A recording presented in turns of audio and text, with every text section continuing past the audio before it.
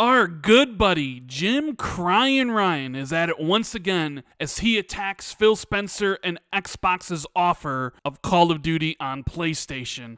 There's a lot here to talk about, so let's get into it.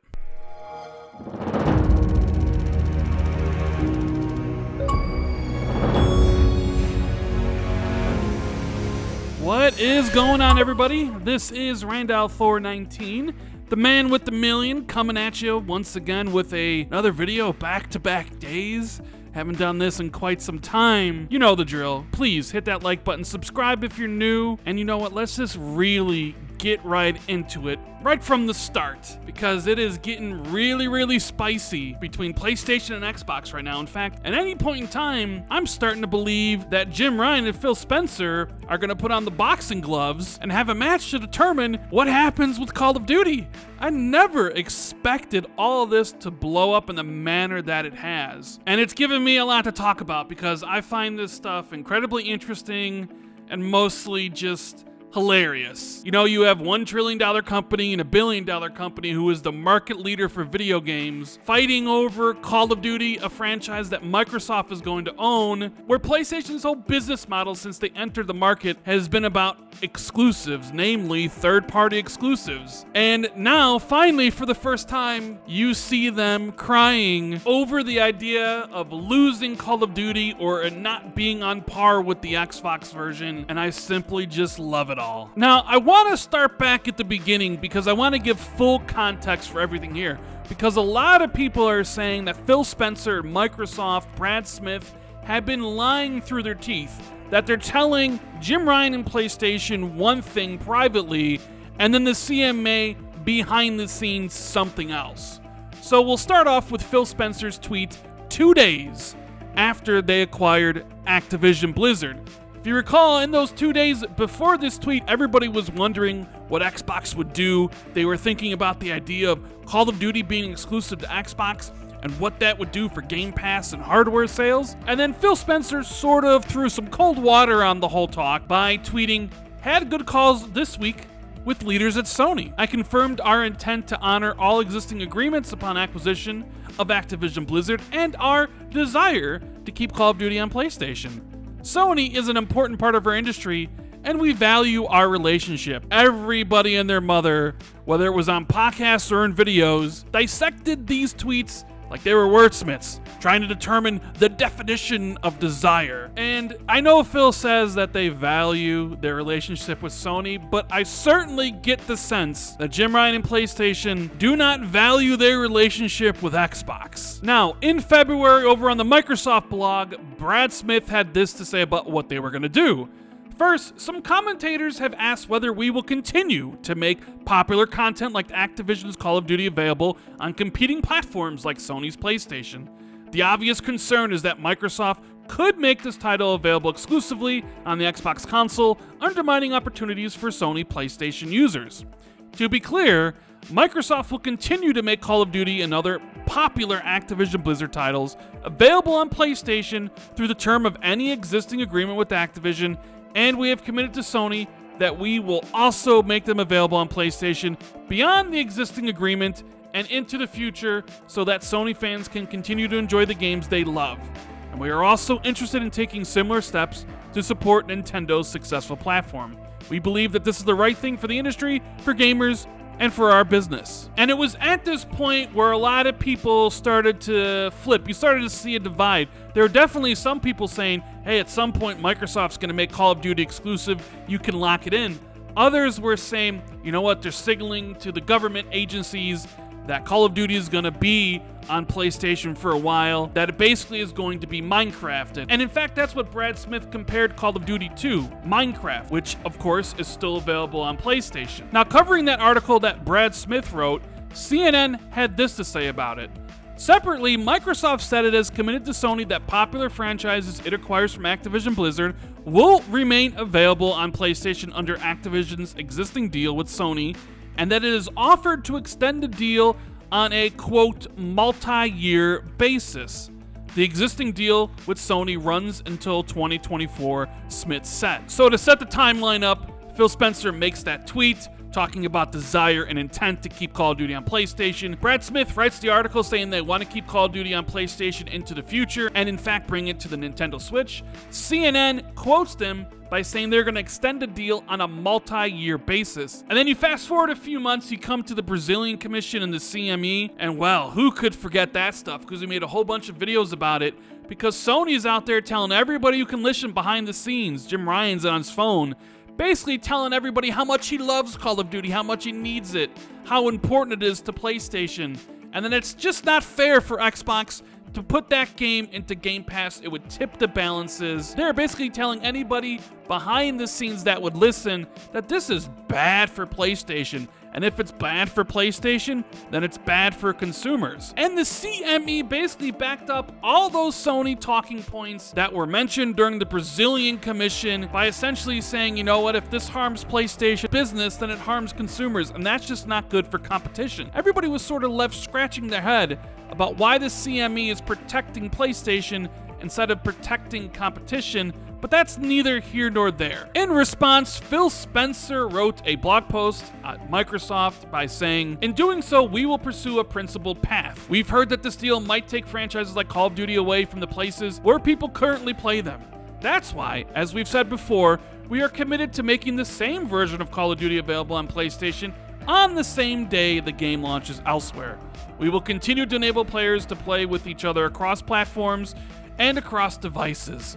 We know players benefit from this approach because we've done it with Minecraft, which continues to be available on multiple platforms and has expanded to even more since Mojang joined Microsoft in 2014. And finally, we've come to present time, and this is going to be so good.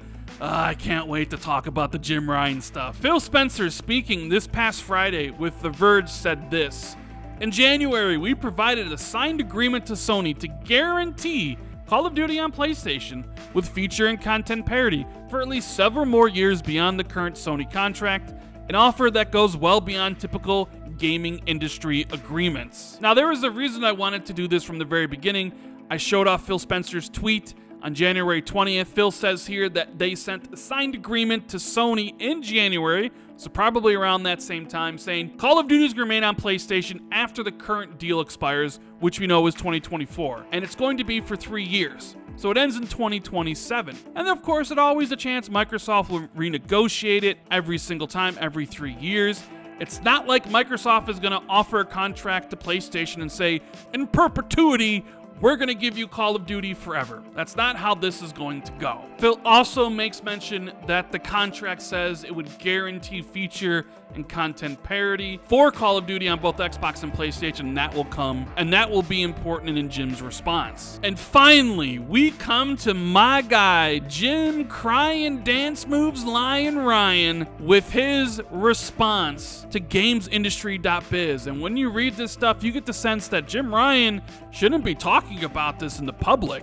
Microsoft and Sony are trading barbs, and I am so here for it. Now, Jim says, quote, I hadn't intended to comment on what I understood to be a private business discussion, but I feel the need to set the record straight because Phil Spencer brought this into the public forum. Ooh, you know Jim Ryan's deadly serious because he's using Phil Spencer's government name here. Oh, man. Here we go.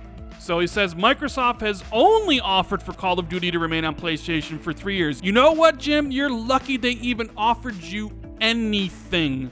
You should be grateful that they said you can have Call of Duty for another 3 years, potentially another 3 years after that. So don't give me this Microsoft only offered it for 3 years, right? Be grateful they offered it at all, because if the shoe was on the other foot, we know exactly what you would be doing with Call of Duty.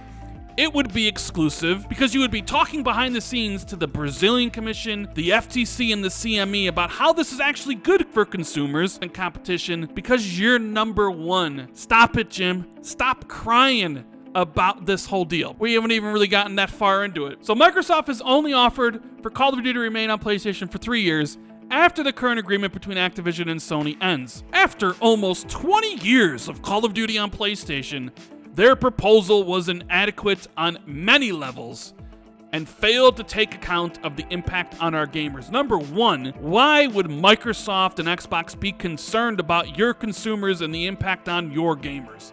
That's not Microsoft's business. Microsoft is only concerned about the impact on their customers. So you can miss me with that whole response. The whole thing about inadequate on many levels almost describes a lot of your decisions, Jimbo, right? You talk about here the impact on your gamers, right? That Microsoft failed to take into account the impact on our gamers like it's some bad thing, like it's a horrible thing to have exclusives, even though that's basically how you've run your business since the dawn of time. I remember at one point when Final Fantasy was exclusive to Nintendo, and then it wasn't.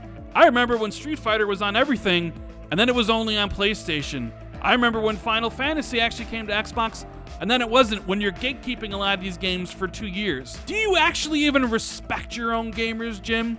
Because you talk about impact on your gamers, but you're the one who raised prices of games $10 to $70 here in the US and even more elsewhere. You're the one that just put out a revision of the PlayStation 5 cutting costs while at the same time blaming inflation and economic hardships so you can raise the price by $50 or $30 everywhere else in the world, except the one market that actually matters, the United States of America, because that's where Xbox is strong at. So yeah, are you really telling the truth here? Do you really care about the impact on your gamers, or are you just really concerned about the impact on your bottom line, on your revenue, about Microsoft gaining market share, about Game Pass becoming bigger? Is your concern here for the PlayStation consumer that you're nickel and diming pretty much this entire generation? Or is your concern about a Microsoft that might actually compete way better this generation than they ever have before? He goes on to say that we want to guarantee PlayStation gamers continue to have the highest quality Call of Duty experience. And Microsoft's proposals undermines this principle. You know what? I can't believe you said that, Jim. PlayStation gamers continue to have the highest Call of Duty experience and Microsoft's proposal undermines this principle?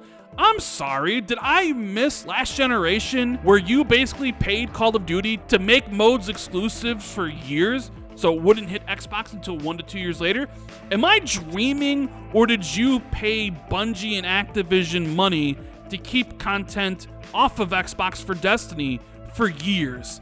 But suddenly, when the shoe's on the other foot, and Microsoft acquires something that's important to you, because clearly we know that Bethesda wasn't, because you never said anything and neither did Sony, suddenly the idea that, oh my god, Microsoft might have this and they might do something, have exclusive content, Game Pass or whatever, it freaks you out and you're coming up with all these excuses.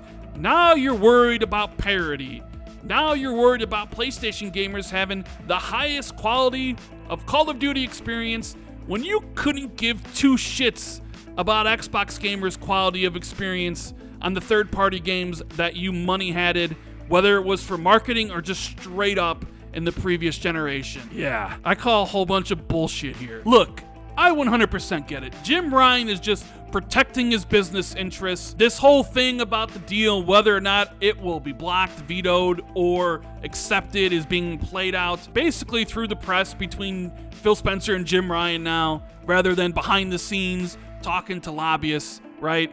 I get that. Jim is doing what he feels he needs to do to protect the bottom line at PlayStation. But this whole idea that they're concerned about the impact on our gamers and they want the highest quality experience for them, when they couldn't give a rat's ass about Xbox gamers and their experience the previous generations, just really sits with me the wrong way. And with PlayStation's recent moves this generation, you know exactly how Jim Ryan views the PlayStation user base, as a bunch of piggy banks.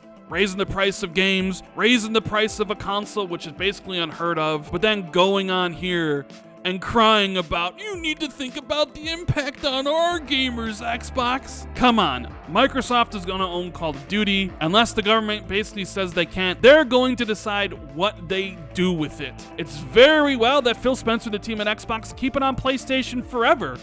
And every 3 years you renegotiate for the next 3 or 4 Call of Duty games. But you're never going to get a contract that's like, it's forever on PlayStation, because who knows what the industry is even going to look like by the end of this generation, let alone the end of next generation. I half expected Xbox to respond to this Jim Ryan quote today, but maybe they're going to take the high road and do what Jim has been doing recently, which is on the phone with the lobbyists, trying to get this deal to go through, trying to basically tell and explain to the people on these government positions just how Sony has been doing business these past few generations, and why it should be okay for Xbox to acquire Activision, and why owning Call of Duty isn't the end of the world for PlayStation. Look at the Nintendo Switch. Best-selling console out there. Doesn't have a Call of Duty game. Now, personally, I think Xbox is going to keep Call of Duty on PlayStation for as long as possible, and in fact bring it to the Switch, because being on every platform is where they're going to make the most money with microtransactions and all that stuff. However, I could definitely smell a conspiracy theory here. 3-year deal after the end of the current one in 2024 brings you to 2027. And if you're thinking about the next generation of consoles, you would think maybe they would begin on 2028. And how big would that be if Call of Duty was exclusive to Xbox starting in 2028? And then you think about some of the responses and some of the concerns that the CME had specifically about how Sony would be disadvantaged at the start of a new generation because people buy consoles for Call of Duty. And you can deliberately see that is exactly what Jim Ryan and people at PlayStation have been telling these government agencies. Jim Ryan's basically snitching on Phil, saying, don't believe a word he's saying in public. He's only offering it for 3 years, and there's going to be a new gen the next year. This is really going to be bad for consumers because it's going to be bad for us. Yeah, I told you guys I had a lot to say about this, but that's the end of the video. I've been talking for too long now. I got some other things I need to do, so thank you guys for watching the video. If you enjoyed it, make sure you hit that like button, hit that subscribe button, share this out on social media, and make sure you hit that notification bell. Thank you guys so much for watching. I truly appreciate it, and I'll see you in the next one. Later.